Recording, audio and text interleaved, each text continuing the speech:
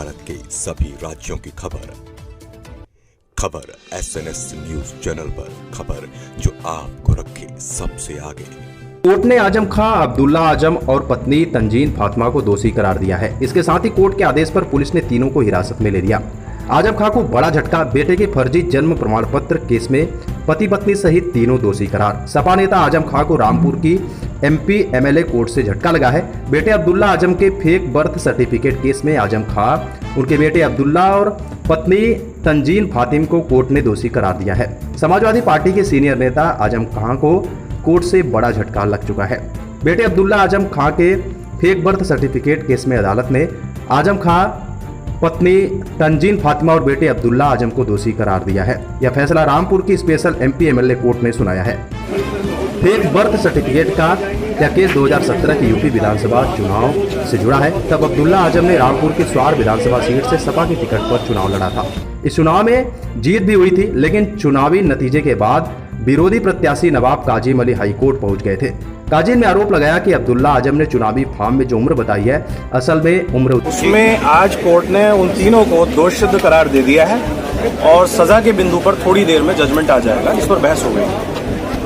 मैं चूंकि पूर्व DGC क्रिमिनल रहा हूं और मैंने इस केस में पैरवी की थी, तो मैं न्यायालय में भी उपस्थित रहा और मेरे सामने इस पर चर्चा हुई। अदालत ने तीनों को दोषी कर दिया। कितने साल की सजा कुछ इस पर अभी निर्णय आना बाकी है। कितनी देर लंच बाद इस पर सुनवाई होगी। दोष सिद्ध के बाद सजा के मामले में कोर्ट अलग से सुनवाई करती है। क्या मामला था? ये 2 जन्म प्रमाण पत्र का मामला था। मोहम्मद अब्दुल्ला आजम के 2 जन्म प्रमाण पत्र हैं। जो एक जन्म प्रमाण पत्र है वो रामपुर नगर पालिका से बना है, जिसकी डेट ऑफ बर्थ उनके सभी एकेडमिक रिकॉर्ड से भी मैच करती है। और चुनाव लड़ने से पहले इन्होंने लखनऊ नगर निगम से दूसरा जन्म प्रमाण पत्र बनवाया था और दोनों में 2 से 3 साल का अंतर था।